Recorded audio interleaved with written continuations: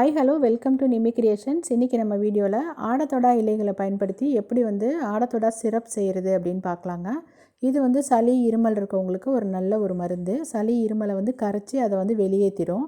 இது 2 வயசுக்கு மேலே இருக்க குழந்தைங்கள்லேருந்து பெரியவங்க யார் வேணால் சாப்பிட்லாங்க. இந்த சிரப்பு ஆடத்தொடா மணப்பாகு அப்படின்னு சொல்லிட்டு கடைகளில் நாட்டு மருந்து கடைகள்லாம் விற்பாங்க. இதை நம்ம எப்படி வீட்டில் பண்ணலாம் அப்படின்னு பார்க்கலாம். ஆடத்தோட இலைகளை இந்த மாதிரி நிறையா உங்களுக்கு எவ்வளோ கிடைக்குதோ அதுக்கு தகுந்த மாதிரி, உங்களுக்கு எவ்வளோ தேவையோ அதுக்கு தகுந்த மாதிரி கட் பண்ணி எடுத்துகிட்டு இருந்ததுங்க.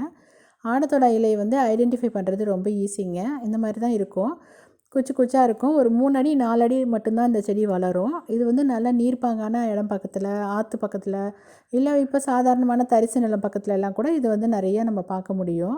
இது ஒரு கண்கண்ட ஒரு மூலிகை மருந்துங்க.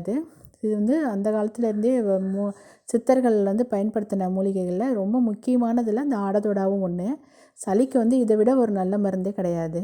இதை நம்ம அந்த குச்சிகள்லேருந்து அந்த இலைகளை மட்டும் கிள்ளி தனியாக எடுத்துக்கோங்க. அதை நல்லா நிறைய பாத்திரத்தில் நிறைய தண்ணி வச்சு நல்லா அலசி எடுத்துருங்க. 2-3 தடவை தூசி மண் எதுவும் இல்லாமல் நல்லா அலசி எடுத்துக்கலாம். இந்த இலைகள் நல்லா அலசி எடுத்தாச்சு. நிறைய தண்ணியில் அலசினதுனால நல்லா சுத்தமாயிடுச்சு. இப்போ இதில் நரம்பு பகுதியெலாம் நம்ம க்ளீன் பண்ணி எடுக்கணும். இதில் இருக்க நரம்பு, அந்த காம்பு பகுதியெல்லாம் தேவையில்லை. இந்த குச்சிகளை நம்ம தொட்டியில் ஊனி வச்சோம்னா அந்த ஆடத்தொடா செடி வளர்த்துருங்க. ஊனி வச்சுட்டு நல்லா தண்ணி மட்டும் ஊற்றிட்டு வந்தீங்கன்னா போதும். 1 வாரம் 10 நாளில் இது திருப்பி துளிர் வச்சு வளர ஆரம்பிச்சிடும்.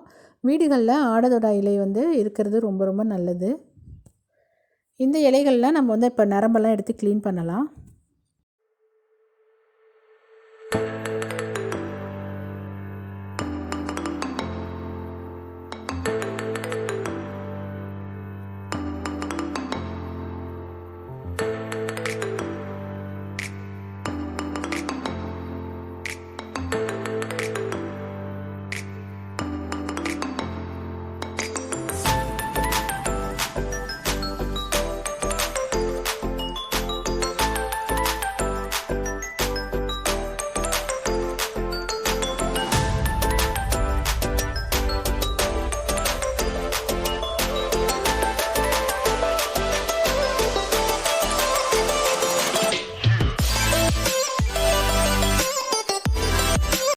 ஆடத்தொடா இலைகள் எல்லாத்துலேயும் இருந்தும் நரம்பு பகுதி எல்லாத்தையுமே எடுத்தாச்சு. நடுப்பகுதியில் இருக்க நரம்பு எடுக்கிறதுக்கு ரொம்ப ஈஸியாகவே வரும். ரொம்ப பிஞ்சு இலையில் கொஞ்சம் கஷ்டமாக இருக்கும். இது எல்லாத்தையும் நம்ம பொடியாக நறுக்கி எடுத்துக்கலாம்.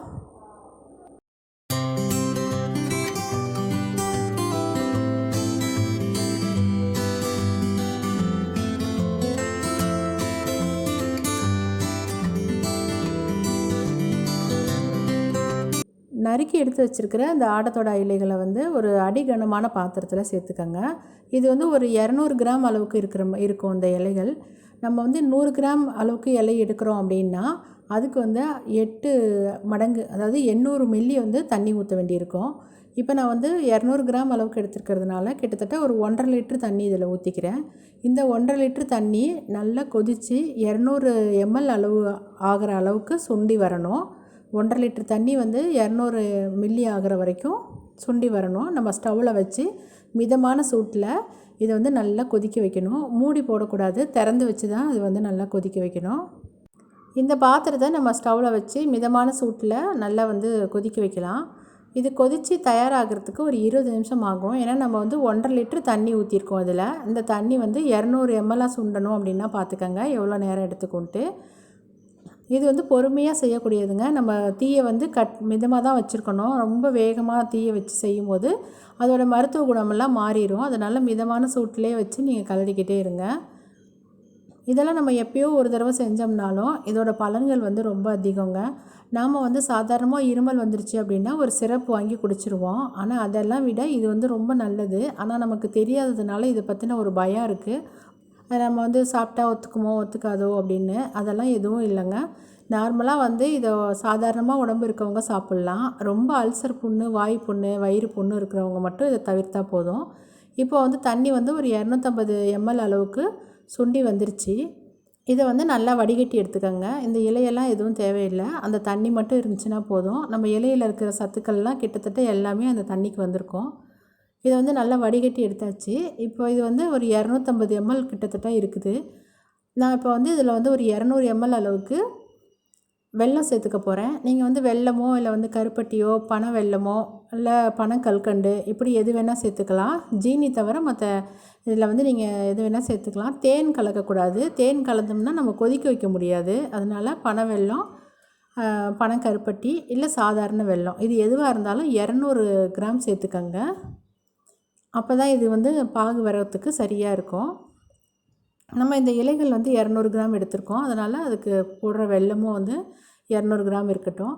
இந்த வெல்லம் வந்து அந்த தண்ணியில் வந்து அந்த கஷாயத்தில் நல்லா வந்து கரைஞ்சதுக்கப்புறம் கஷாயத்தை நீங்கள் வந்து வடிகட்டிடுங்க.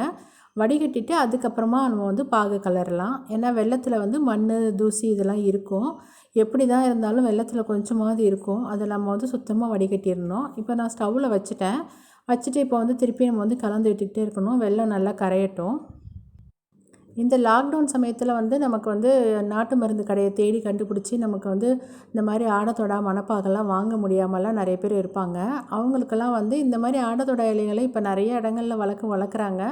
எங்கே கிடச்சிச்சினாலும் வாங்கி நீங்கள் வீட்டில் இருந்தபடியே இதை செஞ்சுக்கலாம். இல்லை உங்கள் வீட்டிலே இது இருக்குது அப்படின்னாலும் வெல்லம் கிடைக்கிறது ஒன்றும் பெரிய கஷ்டம் இல்லை. ரொம்ப ஈஸியாக இதை செஞ்சுக்கலாம். சளி, இருமல் தொல்லையிலேருந்து ஒரு 3 நாளில் சுத்தமாக சரியாயிடலாம். இப்போ பாருங்கள் நல்லா வந்து கம்பி பதத்துக்கு வந்துருச்சு இந்த வெள்ளைப்பாகு. இப்போ ஸ்டவ்வை ஆஃப் பண்ணிவிட்டு இதை இறக்கி வச்சிடலாம். இதை வந்து சூடு நல்லா ஆறட்டுங்க. சூடு ஆறினதுக்கப்புறமா நம்ம ஒரு கண்ணாடி பாட்டிலில் இதை ஸ்டோர் பண்ணி வைங்க. சாதாரணமாக இருமல் மருந்துகள்லாம் நம்ம எப்படி ஒரு நல்ல மூடி போட்ட ஒரு கண்ணாடி பாட்டிலில் தானே இருக்கும். அதே மாதிரி வந்து இதை ஸ்டோர் பண்ணி வச்சிடலாம். இப்போ பாருங்கள் நல்லா ஆறினதுக்கப்புறம் இது நல்லா வந்து ஒரு தேன் மாதிரி இருக்குது பாருங்கள். இப்போயும் இதுக்கு கசப்பு அதிகமாக தான் இருக்கும். இந்த மாதிரி நல்லா காய வச்ச ஒரு கண்ணாடி பாட்டிலில் வந்து நம்ம வந்து இதை ஸ்டோர் பண்ணிக்கலாம். ஈரமே இல்லாமல் பார்த்துக்கங்க. இதை எப்படி பயன்படுத்துறது அப்படின்றத சொல்கிறேன். இப்போ வந்து சளி, இருமல் ரொம்ப ஜாஸ்தியாக இருக்குது, தொண்டையில் வந்து சளி அடைச்சிட்டு இருக்குது அப்படின்னு ரொம்ப கஷ்டப்படுறவங்களுக்கு, பெரியவங்களாக இருந்துச்சுன்னா அவங்களுக்கு 100 ml வெதுவெதுப்பான தண்ணியில் இந்த ஆடதோட மணப்பாகை வந்து 1 ஸ்பூன் அளவுக்கு எடுத்து அந்த தண்ணியில் மிக்ஸ் பண்ணி குடிக்க கொடுக்கலாம். இது காலையிலையும் இரவு தூங்குறதுக்கு முன்னாடி ஒரு நாளைக்கு 2 தடவை அப்படின்னு 3 நாளைக்கு தொடர்ந்து இதை குடித்தாங்கன்னா போதுங்க. அதோட விட்டுற சொல்லுங்கள். அதுக்கப்புறம் சளி வந்து தன்னாலே வெளியேறிடும். குழந்தைங்களுக்கு கொடுக்கும்போது 5 ml இல்லைன்னா 10 ml 5லேருந்து 10 mlக்குள்ளார அதே மாதிரி வெதுவெதுப்பான தண்ணியில் கலந்து 2 வயசுக்கு மேலே இருக்க குழந்தைங்கள்லேருந்து கொடுக்கலாங்க. 3 நாள் தான் குழந்தைங்களுக்கு கொடுக்கும்போது ஒரு வேளை கொடுத்தீங்கன்னா போதும். ரொம்ப வாய் புண்ணு, வயிறு புண்ணு இருக்கவங்க மட்டும் இதை சாப்பிடாமல் இருக்கலாம். இந்த ஆடத்தொடா சிரப் வந்து நம்ம வீட்டிலே செஞ்சு வச்சுக்கிட்டு சளி, இருமல் வரும்போது பயன்படுத்திக்கலாம். மழைக்காலங்களில் வர சளி, இருமலுக்கும் யூஸ் பண்ணலாம்.